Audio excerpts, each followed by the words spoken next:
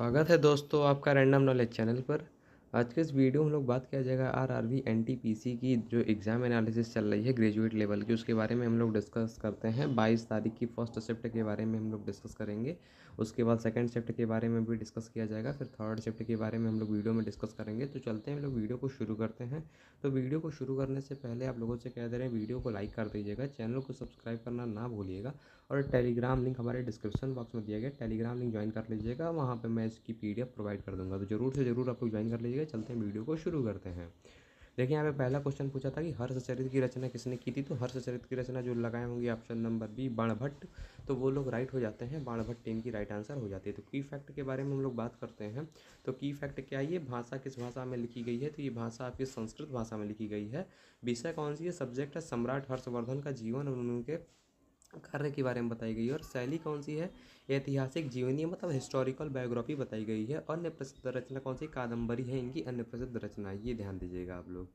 ठीक है, अगला क्वेश्चन है कि कमजोर पर नियंत्रण पाने के लिए प्रसिद्ध त्रिपक्षीय संघर्ष से में कौन सी तीन राजवंश शामिल थे।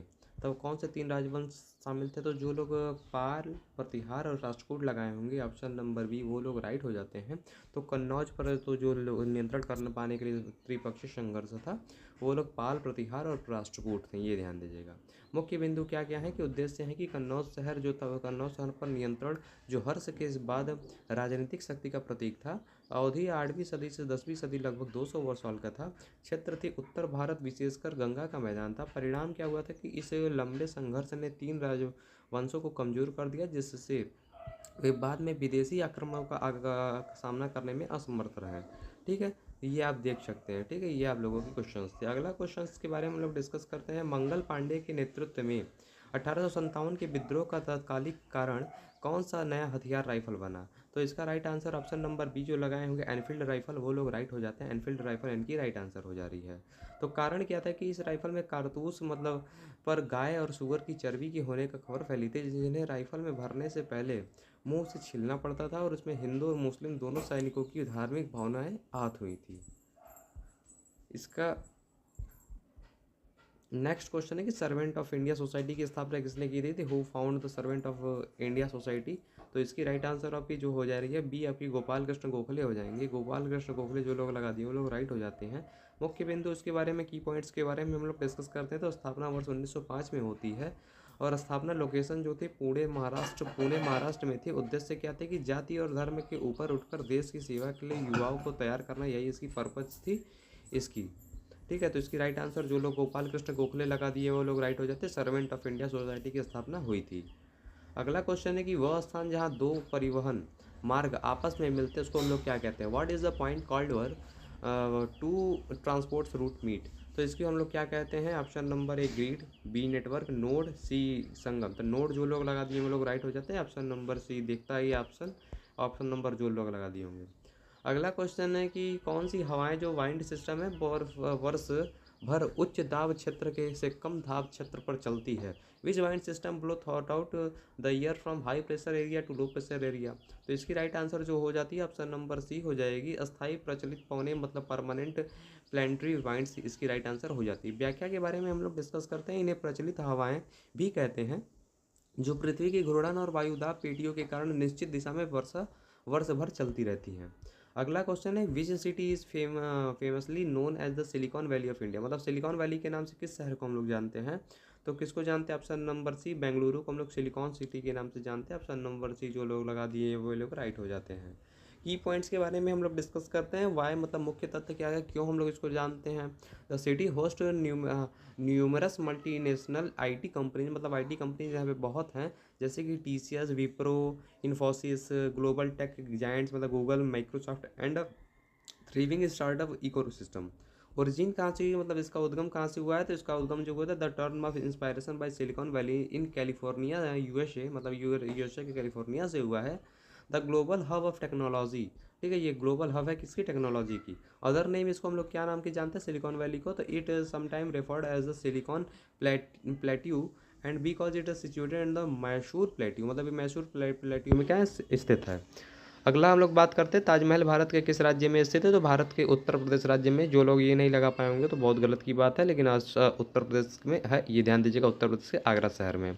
Option number C, option B option सही हो जाएगी। व्याख्या के बारे में बात करते हैं, एक्सप्लेनेशन दे देते हैं। उत्तर प्रदेश ताजमहल उत्तर प्रदेश के आगरा जिले में स्थित है। इसे मुगल सम्राट शाहजहां ने अपने पत्नी मुमताज महल की याद में बनवाया था।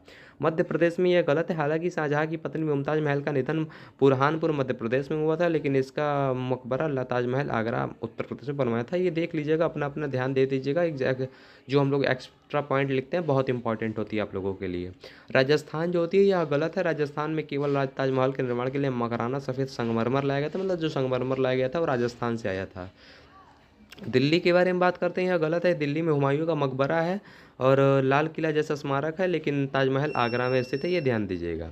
अगला क्वेश्चन है कि निम्नलिखित में से प्रश्न बताइए कि in which district in Himachal Pradesh in Kalang village जो स्थित है, कहाँ पे स्थित है, किस जिले में।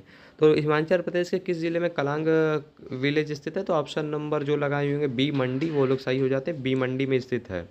तो मंडी के बारे में डिस्कस करते हैं, एक्सप्लेनेशन बारे में बात करते हैं। तो मंडी डिस्ट्रिक्ट में कटौला ब्लॉक में ये गांव बसा है। यह एक छोटा गांव है जो विशेष रूप से परासर झील के पास होने के कारण पर्यटक के बीच प्रसिद्ध हो रहा है।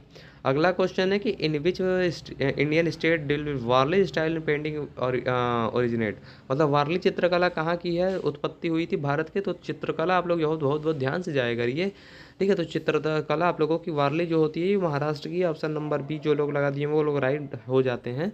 जादो पेटिया हो जाती है, इस तरीके से बहुत है आपकी वारली चित्रकला हो जाती है, ये सब आप लोग ध्यान रखा करिए।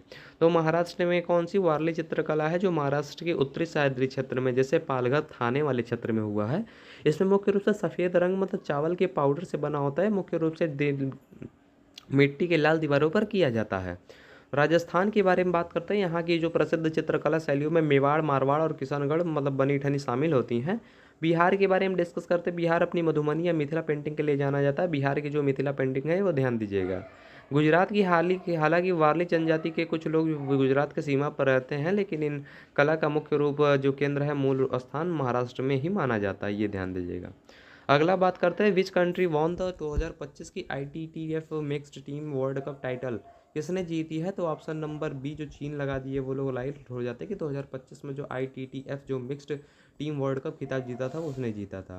तो चीन ने जीता था। देख लीजिए, चीन जो mixed team world cup event हुआ था उसमें चीन विजेता थी टीम, और देश भी चीन में हुआ था, ठीक है। तो पुरुष एकल मेंस जो सिंगल थी किसने जीता था, तो वान चुंगिंग ने जीता था, ये चीन के क्षेत्र खिला थे। महिला एकल में सन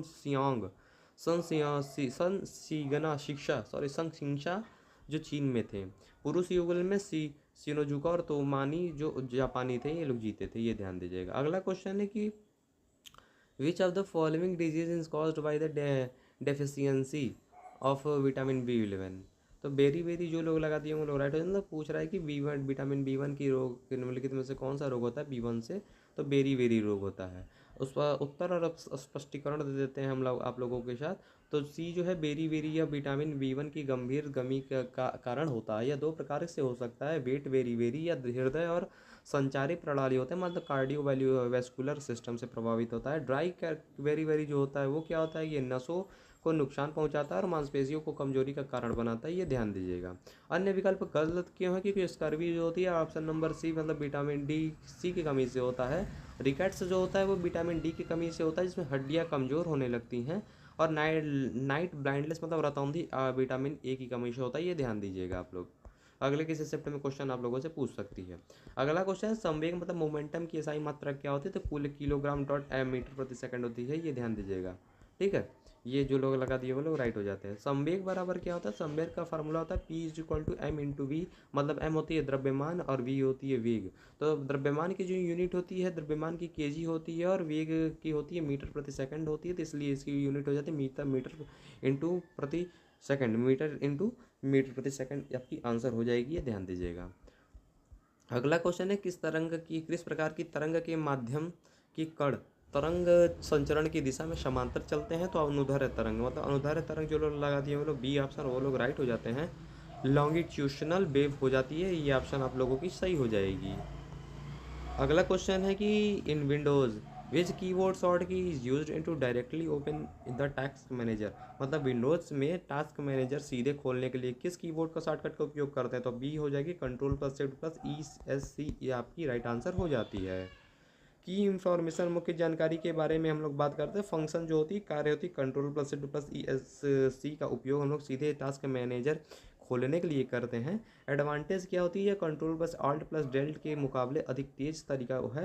और यूजेज उपयोग जो होती हैं, इसका उपयोग हम लोग कंप्यूटर की चल रही प्रक्रियाएं, रनिंग प्रोसेस और प्रतिबंधित करने संसाधनों का उपयोग, रिसोर्सेज यूज देखने और अनुत्तरदायी ऐप्स मतलब अनरिस्पॉन्सिव एप्लीकेशन बंद करने के लिए किया जाता है। ये ध्यान दीजिएगा। अगला क्वेश्चन है ASCII full form American standard code of for information interchange. Bit size मतलब स्टैंडर्ड ASCII 7 बीट्स का होता है, जो 128 कैरेक्टर होता है, जबकि एक्सटेंडेड ASCII 8 बीट्स का होता है। ये ध्यान दीजिएगा। वैल्यू क्या होती है? ए की जो होती है ASCII वैल्यू होती है 65 होती है और ए की 97 होती है। ये ध्यान दीजिएगा। 2024-25 में नेक्स्ट क्वेश्चन है कि 2024-25 में औसत आयु मतलब मीडियन एज के आधार पर दुनिया का सबसे युवा देश कौन सा है? मतलब 2024-25 का औसत हम लोग में पूछ रहे हैं कि औसत आयु के आधार पर दुनिया का युवा सबसे देश कौन सा है? तो नाइजीरिया, नाइजर, नाइजर जो लोग लगा दिए हो ऑप्शन नंबर बी, ये सबसे युवा देश आप लोगों का, ये ध्यान दीजिएगा। तो अब बिलियन डिटेल्स के बारे में हम लोग डिस्कस करते हैं। तो सबसे युवा देश का मतलब यंगेस्ट देश कंट्री जो हो जाती है नाइजर हो जा रही है, जो 14.8 से लेकर 15.3 तक यहाँ पे वर्ष तक के ज़्यादा मिलते हैं हमारे अंदाज से, इसीलिए इसको कह रहे हैं। ठीक है, ये ध्यान दीजिएगा।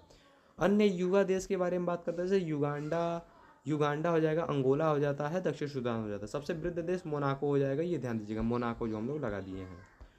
अगला क्वेश्चन के बारे में बात करते हैं।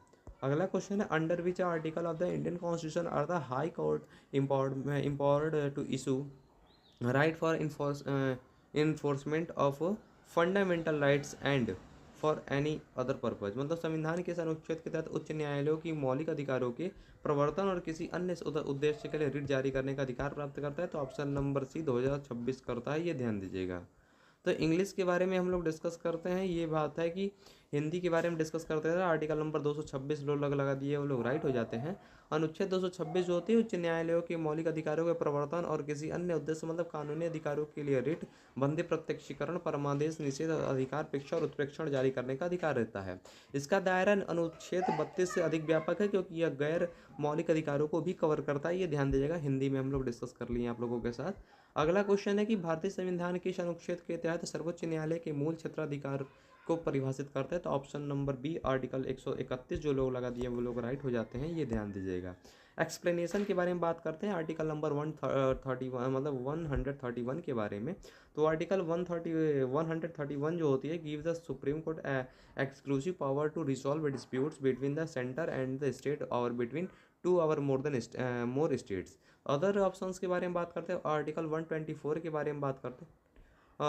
आर्टिकल 124 के बारे में बात करते हैं। Is about the establishment of the SC, मतलब एससी के जो ये शुरुआत हुई थी, स्टेबलाइज हुई थी, इसके बारे में बात कर रही है।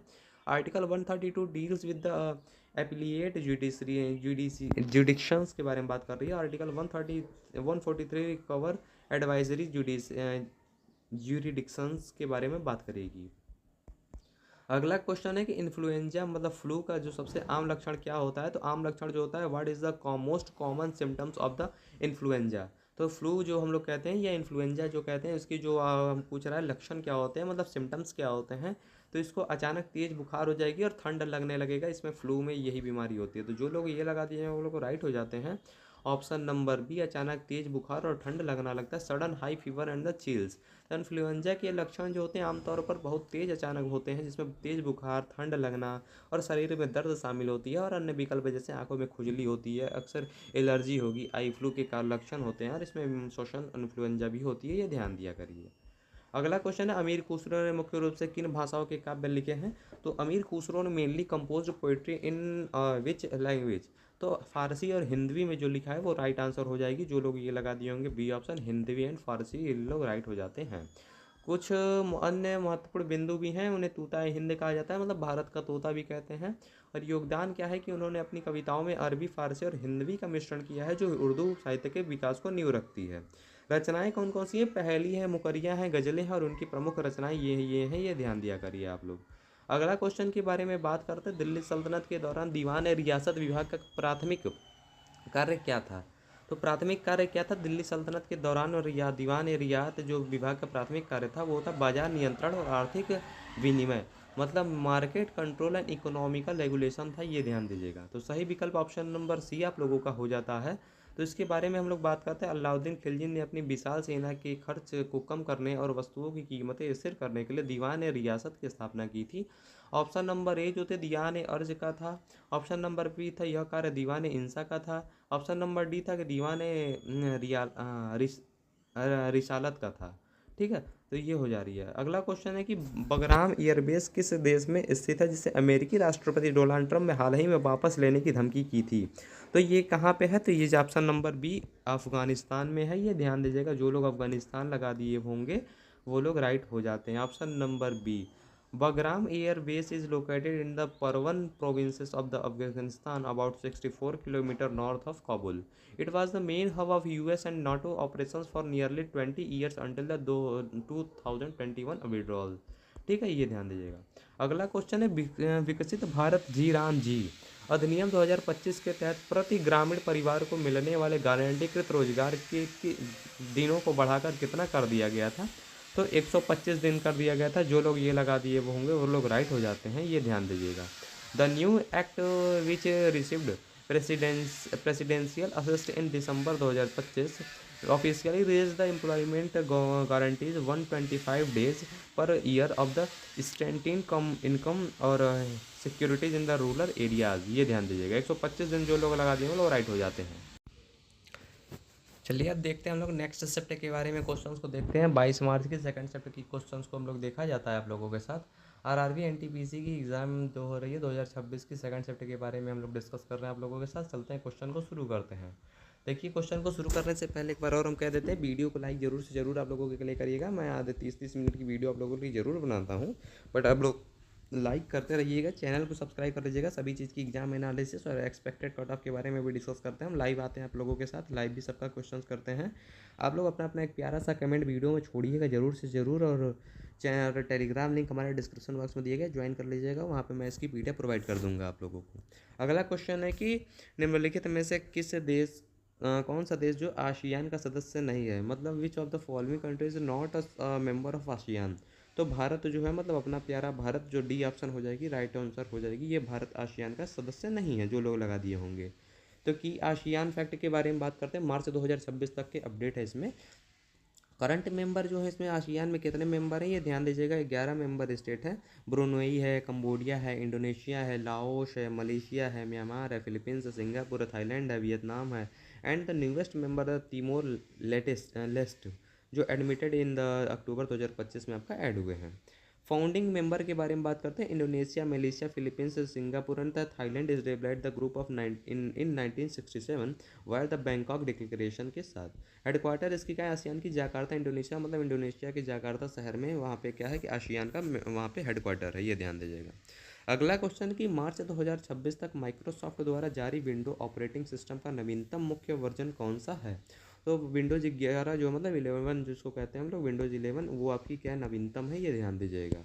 अगला क्वेश्चन है कि अतिरिक्त के बारे में बात करते हैं, एडिशनल इन्फॉर्मेशन जो हम हर साथ आप लोगों को बताते हैं कि विंडोज़ 11 जो है ये वर्तमान में विंडोज़ का सबसे आधुनिक वर्जन है, जिसमें पहली बार अक्टूबर 2021 में जारी किया गया था। मार्च 2026 तक इसके नए अपडेट जैसे V25 S2 एंड और V26H1 उपलब्ध हैं। विंडोज़ 10 जो होती है ये पिछला मुख्य वर्जन होती है, जिसमें माइक्रोसॉफ्ट अक्टूबर 2025 के बाद बंद हो एंड ऑफ सपोर्ट करने की प्रक्रिया में है। विंडोज़ 12 जो है अभी मार्च 2026 तक माइक्रोसॉफ्ट ने विंडोज़ 12 की आधिकारिक रिलीज डेट घोषित नहीं की है, यह केवल चर्चा में रही है, ये ध्यान दीजिएगा। मतलब अभी विंडोज़ 11 ही चल रहा है, ये ध्यान दीजिए। अगला क्वेश्चन है which ancient Tamil epic depict the life of Kannagi who is held as the epitome of the chastity का कारपू इन द तमिल का। तो मतलब किस प्राचीन तमिल महाकाव्य में कन्नगी के जीवन का जो चित्रण किया गया है, जिन्हें तमिल संस्कृति में शुद्धता और सतीत्व का प्रतीक माना जाता है, तो इसको कहते हैं शिल्पाधिकारम। इस शिल्पाधिकारम जो इसकी राइट आंसर हो जाती है। शिल्पाधिकारम इंग्लो अधिंगल जिसकी रचना की था, रिटन बाय इंग्लो Adigal. The epic tells the story of the Kannagi the chaste such women who remain the loyal of the husband, Kovalan dispute is betrayal, ये ध्यान दीजिएगा। ठीक है, अगला क्वेश्चन के बारे में बात करते हैं हम लोग। अगला क्वेश्चन है, भारत के दक्षिण पश्चिम मानसून आमतौर पर किस महीने में आता है? In which months does the south west monsoon typically occur in India?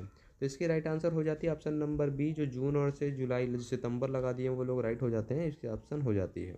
आगमन कब कब होती है? ध्यान दे देते हैं, दक्षिण पश्चिम मानसून जो होती है शुरुआत जून के पहले सप्ताह में केरल के तट से होता है, ये ध्यान दीजिएगा। अवधि क्या होती है इसकी? ड्यूरेशन जो होती है मुख्य रूप से जून, जुलाई, अगस्त और सितंबर में सक्रिय रहते हैं। और रेनफॉल मतलब वर्षा जो होती है भारत के कुल वार्षिक वर्ष का लगभग 75% अधिक से अधिक हिस्सा इसमें मानसून में स्थित होती है। ठीक, अगला क्वेश्चन, तमिल और कन्नड़ को किस वर्ष आधिकारिक तौर पर भारत की शास्त्रीय भाषाओं के रूप में शामिल किया गया था या वर्गीकृत किया गया था? तो इसका राइट आंसर जो लोग लगा दिए option number B, Tamil and Kannada, तो ये हो जाएगी 2004 में तमिल और 2008 में कन्नाडा, तो इसकी राइट आंसर हो जाती है, ध्यान दीजिएगा। ठीक है, तो इसके बारे में क्विक फैक्ट के बारे में बात करें, Tamil was the first language in India to receive the status 2004 में, and Kannada along with the Telangana में ग्रांटेड द स्टेटस 2008 में। ठीक है, इंपॉर्टेंट पॉइंट्स के बारे में बात करते हैं। As of October 2024 3 are language India are the considered classical language. These language are the Tamil declared in 2004, Sanskrit declared in 2005, Kannada declared 2008, और तेलुगु जो डिक्लेयर्ड इन 2008, एंड मलयालम जो डिक्लेयर हुआ था 2013, उड़िया जो हुआ था डिक्लेयर 2014 में, मराठी डिक्लेयर हुआ था 2024 में, एंड पाली भाषा जो थी वो 2024 में ही डिक्लेयर हुई थी, और प्राकृत भाषा approve in 2024, Asamiya approve in 2024, Bengali approve in 2024 में ही हुआ था। अगला क्वेश्चन है, भारतीय टीम द्वारा जीती गई 2025 पुरुष एशिया कप हॉकी चैंपियनशिप किस शहर में आयोजित की गई थी? तो इसकी राइट आंसर हो जाती है बिहार के राजगीर शहर में आयोजित होती है, ये ध्यान दीजिएगा। हाइलाइट्स के बारे में बात करते हैं तो final score, India defeat the defending champion south Korea 4-1 से final on September 7। Significance, this was first India's fourth Asia cup title जो जीती है, पहले जीता था 2003, 2007, 2017, 2025 में जीती थी। अगला क्वेश्चन है कि 2025 में चीन द्वारा वैश्विक एआई शासन मतलब गवर्नेंस और सहयोग का नेतृत्व करने के लिए किस संगठन का प्रस्ताव दिया गया था? तो ऑप्शन नंबर बी जो लगाएंगे विश्व आर्टिफिशियल इंटेलिजेंस सहयोग संगठन मतलब WAICO का ऑप्शन सही हो जाता है। तो ये क्या होती है कि इसकी world artificial intelligence cooperation organisation होती है, जो 2025 के APEC शिखर सम्मेलन के दौरान राष्ट्रपति शी जिनपिंग द्वारा प्रस्तावित WAICO का उद्देश्य अंतर्राष्ट्रीय एआई शासन नियमों के तकनीकी मानकों और सहयोग रणनीतियों के विकास के लिए एक वैश्विक मंच बनना है। अगला क्वेश्चन है, एआई एक्शन समिट 2025 किस शहर में आयोजित हुआ था? तो पेरिस में हुआ था, जो लोग लगा दिए होंगे वो प्राय सही हो जाते हैं, एआई समिट जो हुआ था पेरिस में हुआ था। पार्ट बी जो होती है राइट आंसर हो जाती है। और the AI action summit 2025 took place of the grand palace Paris on February 10th 11 2025. It followed the previous summit held in UK 2023 and south Korea 2024, ये ध्यान दीजिएगा। अगला क्वेश्चन है कि नल बंद करने पर पानी बहाना क्यों बंद हो जाता है? मतलब नल को बंद करते हैं तो पानी बहाना क्यों बंद हो जाता है? Why does water stop flowing when the tap in the close? तो क्यों होता है? तो इसकी राइट आंसर बी हो जाती है कि वाल्व पानी के रास्ते बंद को कर देता है। ऑप्शन नंबर बी जो लगा दिए वो लोग राइट हो जाते हैं, ये ध्यान दीजिएगा। अगला क्वेश्चन है, निम्नलिखित में से किस अधिनियम ने पहली बार भारतीयों को विधान परिषदों में प्रवेश करने का कानून बनाने के लिए प्रक्रिया जोड़ा था? तो ऑप्शन नंबर डी लगा दिए होंगे जो राइट हो जाते हैं, इंडियन काउंसिल्स एक्ट 1861 हो जाती है, भारतीय परिषद अधिनियम 1861 हो जाती है right answer. Indian council act 1861 होते the act marked beginning the representative institution in India by associating India with the legislative work.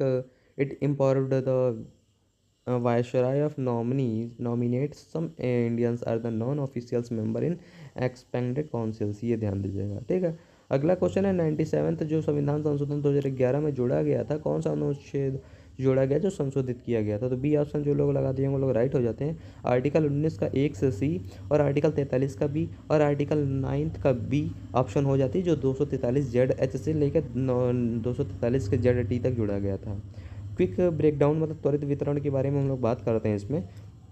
Article 19 का 1 में बात करते हैं, सी जो था gave the right to form cooperative society as a fundamental right, मतलब सहकारी समितियां बनाने और अधिकार को मौलिक अधिकार बनाना ये था। आर्टिकल 43 का बी में क्या था कि added to directive principle DPSP, directive principles to promote cooperative society, मतलब सहकारी समितियों को बढ़ावा देने के लिए राज्य के नीति निर्देशक सिद्धांतों पर जोड़ा गया था। और पार्ट के 9B में जो था, ये देख लीजिएगा आप लोग। अगला क्वेश्चन है, विंडोज़ में सक्रिय विंडो मतलब एक्टिव विंडोज़ के लिए सिस्टम मेनू खोलने के लिए कीबोर्ड शॉर्टकट की क्या होता है सिस्टम मेनू को खोलने के लिए? तो ऑल्ट प्लस स्पेस बार जो लोग लगा दिए हों ऑप्शन नंबर बी, वो लोग राइट हो जाते हैं। The shortcut key open the Windows control menu which is the helpful if your mouse is not working और if was the Windows title bar is hidden, मतलब छुपा हुआ। तो अगला क्वेश्चन है, भारतीय संविधान में 80 जो अनुच्छेद 80 के तहत भारत के राष्ट्रपति काउंसिल ऑफ स्टेट मतलब राज्यसभा में 12 सदस्यों को मनोनीत करते हैं।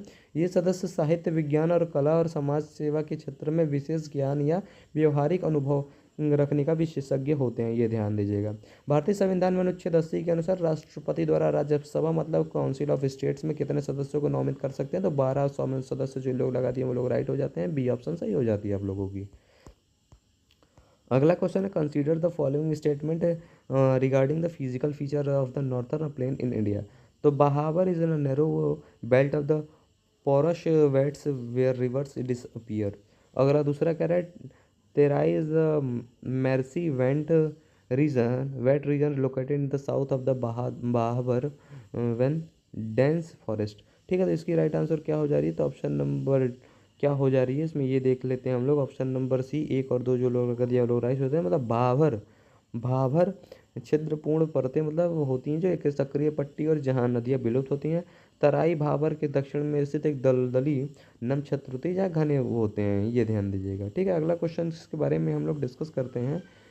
ठीक है, ये देख लीजिएगा, हम PDF इसको प्रोवाइड कर देंगे टेलीग्राम लिंक पर। नहीं तो वीडियो देखो बहुत लंबी हो जा रही है, आधे घंटे की वीडियो हो गई है, तो हम लोग वीडियो को जल्दी से जल्द एंड करने के सोचेंगे, तो आप लोग जल्दी देखिएगा। सिंचाई की वह कौन सी विधि है जिसमें पानी बूंद बूंद करके सीधे पौधे की जड़ों के पास पहुंच जाता है? तो ऑप्शन नंबर बी हो जाता है, ड्रिप सिंचाई होती है, ड्रिप इरीगेशन हो जाती है, ये ध्यान दीजिएगा, ड्रिप इरीगेशन। अगला क्वेश्चन है कि अनार मतलब पोमेग्रेट के अंदर खाने योग्य हिस्से को रसदार, बिलोचदार और या सिंपली बीज कहते हैं, ये ध्यान दीजिएगा। ठीक है, ऑप्शन नंबर, ये जल्दी जल्दी क्वेश्चन सब पढ़ते जा रहे हैं आप लोगों के लिए, नहीं तो जो लोग भी बाद में देखेंगे PDF हम टेलीग्राम लिंक पर प्रोवाइड कर दे रहे हैं, तो जल्दी जल्दी देख लीजिएगा। अगला क्वेश्चन है, 1951 के आर्थिक सुधारों के बाद भारतीय अर्थव्यवस्था का मुख्य फोकस किस पर था? तो इसकी राइट आंसर हो जाएगी, what was the main focus of the Indian economy after 1991 economic reform. तो इसकी राइट आंसर सी हो जा रही, उदारीकरण, निजीकरण और वैश्वीकरण, लिबरलाइजेशन, प्राइवेटाइजेशन एंड ग्लोबलाइजेशन, आपकी LPG जिसको कहते हैं, ये राइट आंसर हो जाती है।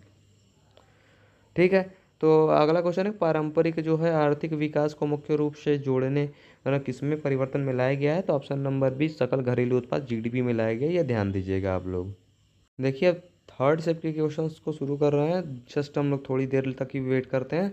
और भी क्वेश्चंस हमारे सेकंड शिफ्ट में छूटी थी, उसकी PDF आप लोग टेलीग्राम लिंक पर देख लीजिएगा, नहीं तो वीडियो बहुत लेंदी हो जाएगी, इसलिए मैं बता नहीं रहा हूँ।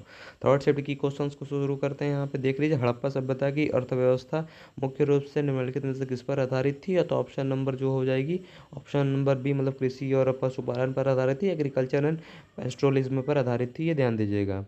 तो वाइल द हरप्पन जो था वह famous was the urban town planning the trade with the Mesopotamia, their foundation was the surplus in the agriculture and the domestication of the animal, ये ध्यान दीजिएगा। अगला क्वेश्चन है, व्यापार और कराधान के संबंध में 1991 के आर्थिक सुधारों की एक प्रमुख विशेषता निम्नलिखित में से कौन सी थी? तो ऑप्शन नंबर बी जो लोग लगा दिए वो लोग राइट हो जाते, आयात शुल्क में कटौती और करों में कमी, युक्तिकरण, ये ऑप्शन हो जाती है आपकी सही। ये थर्ड चैप्टर की क्वेश्चन हम जल्दी जल्दी आप लोगों के साथ डिस्कस कर देते हैं। Who was the leader of the famous Paika rebellion of 1897 Odisha, मतलब पाइका जो विद्रोह हुआ था उसका नेतृत्व कौन कर रहा था? तो इसकी जो राइट आंसर हो जाती है, बख्शी जगबंधु जो हो जाती है, ये ऑप्शन हो जाती है बी, बख्शी जगबंधु, ये राइट आंसर हो जाएंगी आपकी। की पॉइंट्स के बारे में बात करते हैं, who was the Bakhshi Jagbandhu, ये कौन थे? तो he was the military commander थे, जो जगबंधु जो कौन था, वे खुर्दा के राजा के सैन्य कमांडर थे जो पाइका पक्ष के थे। सिग्निफिकेंस जो थी, महत्व क्या थी कि 1857 का जो पाइका विद्रोह था उड़ीसा की ब्रिटिश ईस्ट इंडिया कंपनी के खिलाफ था, ये ध्यान दीजिएगा। और अदर लीडर इसमें कौन कौन से थे? इसमें लीडर थे राजा मुकुंदा देवा सेकंड थे, जो who was the deposed king of the Khurda also support the rebellion. अन्य नेता जो थे राजा मुकुंद देव द्वितीय थे, जो खुर्दा के अपदस्थ राजा थे, उन्होंने भी विद्रोह का समर्थन किया था।